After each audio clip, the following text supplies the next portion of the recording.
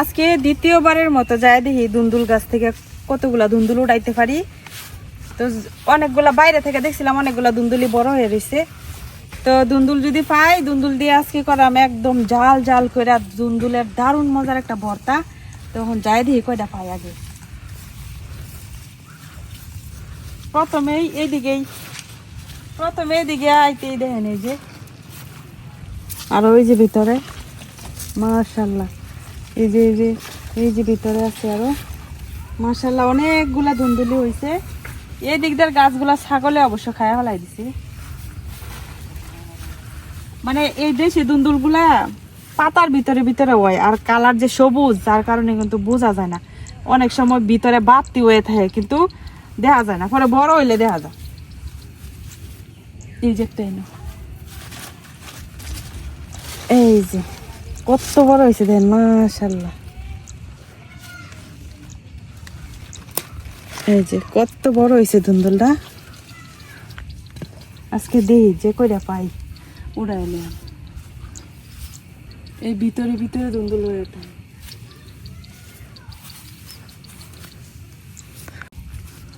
এই যে আরেকটা, হাই হাই এটা তো একদম বড় হয়ে গেছে। এই যে এই দুন্দুলগুলা কিন্তু জাতে অনেক বড়, খেলিগে কিন্তু মানে এটা বড় দেখা গেলেও এতটা বাড়তি হয়েছে না।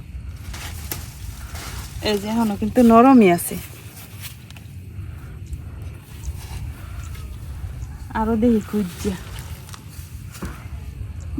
ভিতরে আছে কিনা। এর ভিতরে একটা জঙ্গল।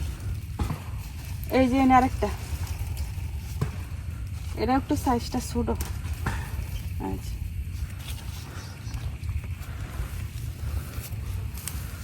এই যে দেখেন আমার সাজনা গাছ। গতবার সাজনা খাইছিলাম অন্য মানুষের বাড়ি থেকে, আই না এই বছর আল্লাহ দিলে আমারই সাজনা গাছ হয়ে গেছে। সাজনা গাছের মধ্যেও একটা দুন্দুল আছে। এই যে সাজনা গাছের ভিতরেও একটা একদম কচি ফ্রেশ। আর এইদিকে তো যাওয়া যাইতো না।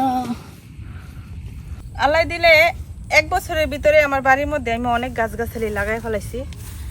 যেমন এই যে সজনে গাছ, কলা গাছ, আর অনেক গাছ লাগাইছি এদিকটা। এবার শীতে খুব ইচ্ছা, এবার শীতে অনেক ভালো করে আমি গাছগাছালি লাগাই আমার বাড়িটারে সুন্দর করে সাজাবো। এখন ভিতর দিকটা যাই দিই, বাইরে থেকে তো এই যে সাইডটা পাইলাম, এখন ভিতরে দিয়ে যাই দিই। আর একদম ছোট যেগুলা এগুলাই মুড়াইতেছি না, যে বড় বড় আগে খায়া শেষ করি।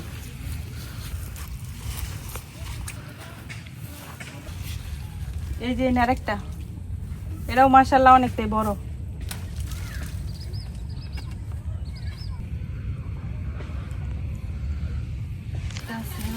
কত বড় হয়ে গেছে।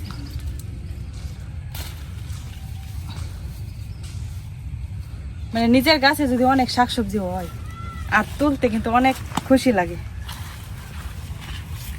যতই বাজার থেকে কিনা খাই।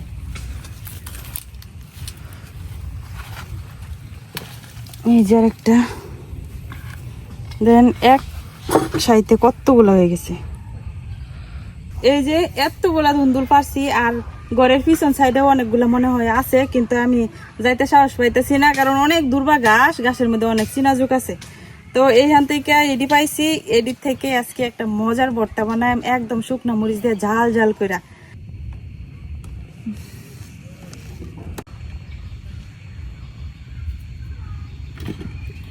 তো এই যে দুন্দুল, এখন এই দুন্দুল গুলারে চুলাই নিয়াম।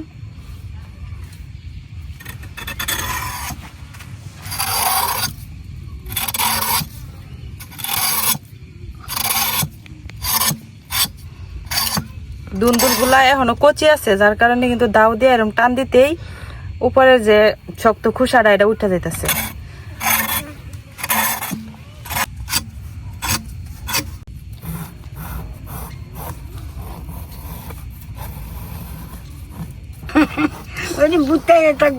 থাকবো কিচ্ছু। আমার দুন্দুল গুলা কিন্তু চুলানি হয়ে গেছে, এখন আমি একটু ধুয়ে নিতেছি, কারণ দুন্দুল কাটার পরে আমরা ধুই না, দুন্দুল কাটার পরে ধুইলে কিন্তু দুন্দুল থেকে অনেক পানি ছাড়ে। এখন দুন্দুল গুলারে আমি একটু চাক চাক করে কাটতে নিয়াম। এই যে এরকম।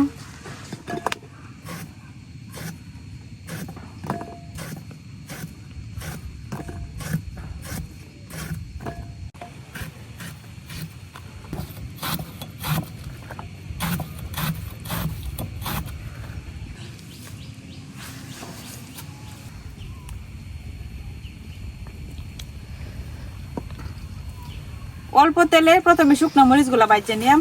তো এনে আমি বেশ অনেকটাই কিন্তু শুকনো মরিচ নিছি, কারণ ভর্তাটা অনেক ঝাল ঝাল করে হইব। কারণ দুন্দুল এমনিতেই মিষ্টি মিষ্টি লাগে, যদি একটু ঝাল ঝাল করে না বানানো হয় তাহলে কিন্তু খাইতে ভালো লাগে না।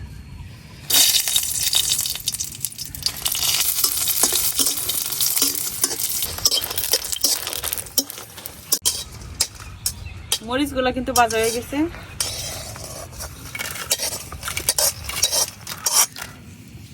এখন আবার অল্প একটু তেল দিয়ে দিতেছি। এখন এই তেলের মধ্যে রসুন আর পেঁয়াজ হালকা করে ভাজে নিলাম।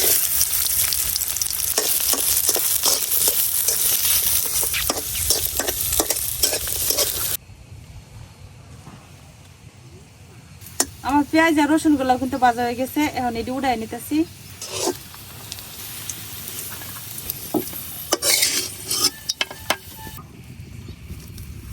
এখন কড়াইয়ে আবার একটু তেল দিয়ে দিতেছি।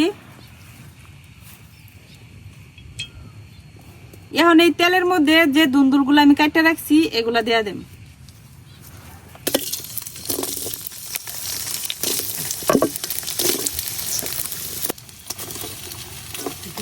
এখন এই দুন্দুলের মধ্যে অল্প একটু হলুদ আর লবণ দিয়ে দেন।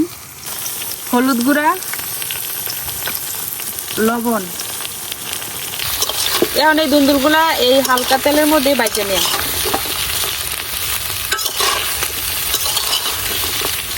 পানি ছাড়া এই দুন্দুল গুলা আমি হালকা তেলের মধ্যে ভাজে নিতেছি, কারণ দুন্দুল এটি খুব তাড়াতাড়ি নরম হয়ে যায় আর দুন্দুল থেকে কিন্তু অনেক পানিও ছাড়ে। তো যার কারণে আমি পানি দেওয়া সিদ্ধ করলাম না, এভাবে একটু ভাজে নিলে কিন্তু সিদ্ধ হয়ে যাব।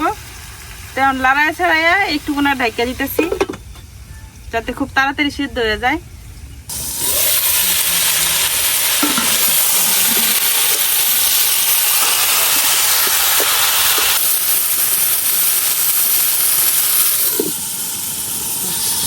এই যে দেখেন দুন্দুল থেকে কি পরিমাণ পানি উঠছে। এখন কিন্তু আমার এই পানিটা শুকায় নেওয়া লাগবে, একদম একটু জালটা বাড়াই দেওয়া লাগবে পানিটা যতক্ষণ না শুকায়। দুন্দুল কিন্তু সিদ্ধ হয়ে গেছে, এখন এই পানিটা একদম শুকায় নেওয়া লাগবে। এই যে দুন্দুল থেকে যে পানিটা উঠছে অর্ধেকটা পানি কিন্তু আমি শুকাই নিছি। এখন কিন্তু হালকা ভিজে ভেজে আছে, তো এইরকম ভিজে ভেজাই থাকবো। দুন্দুলে এত পানি কিন্তু টানে না। এখন দুন্দুলটা আমি নামাই নিতেছি।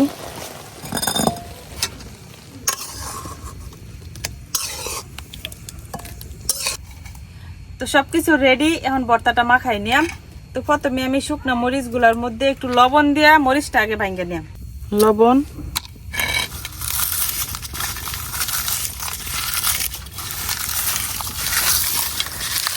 তো শুকনো মরিচটা আমি কষলাই নিছি। এখন এই যে পেঁয়াজ আর রসুনটা ছিল, তো পেঁয়াজ রসুনটা দিয়েও কিন্তু এখন ভালো করে একটু মাখাই নিলাম। এটা আমি হাত দিয়ে মাখাইতেছি। পেঁয়াজ রসুন গুলো আপনারা যদি চান তাহলে কিন্তু একদম পাটায় পিসাও একদম নিবিশ করে নিতে পারেন। তো আমি একটু আস্তে আস্তে রাখতেছি আর কি, যার কারণে আমি হাত দিয়ে মাখতেছি।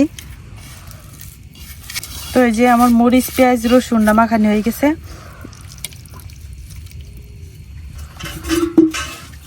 দুন্দুল গুলা এখনো পুরোপুরি ঠান্ডা হয়েছে না, একটু গরম গরমই মাখাই নিতেছি।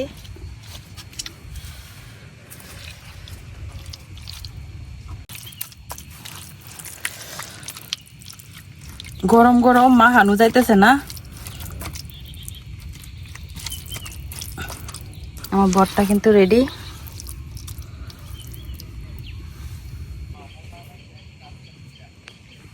এই যে তৈরি হয়ে গেছে আমার দুন্দুলের মজাদার ভর্তা। এই ভর্তাটা এত মজা হয়, এটা না খাইলে কোনো সময় কেউ বুঝতে পারতো না। অনেকে তো দুন্দুল দিয়ে শুধু তরকারি খায়, ভাজি খায়, ভর্তাটা সচরাচর কেউ খাইবার চায় না। তো এর ভর্তাই সবচেয়ে বেশি মজা আমার কাছে দুন্দুলের।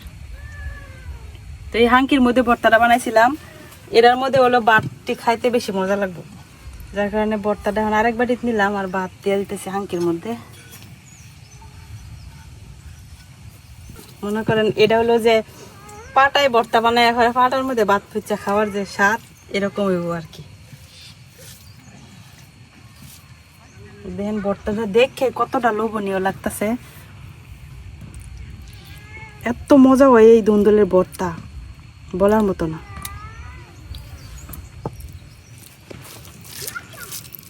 বিসমিল্লাহ।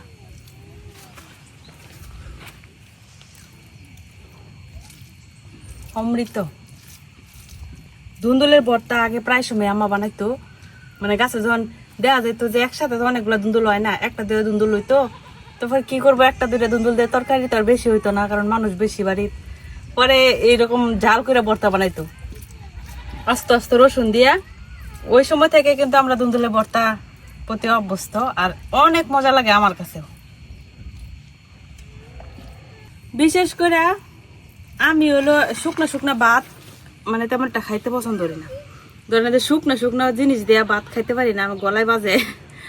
আমার হলো ভিজা ভেজা জিনিস পছন্দ, মানে ঝুলের তরকারি আর এই ভাজি টাজি চাইতে বোনা জিনিস এটা বেশি পছন্দ। যে এরকম যে ভেজা ভেজা ভর্তা, বেগুন ভর্তা বানাইলে যেরকম হয়, টমেটোর ভর্তা, এগুলো হচ্ছে আমার অনেক পছন্দের। তো আজকে ধুন্দুল ভর্তাটা আমার পছন্দের ভর্তা।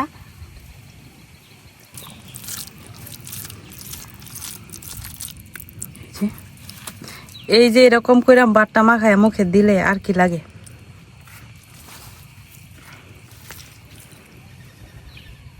এক কথায় অসাধারণ।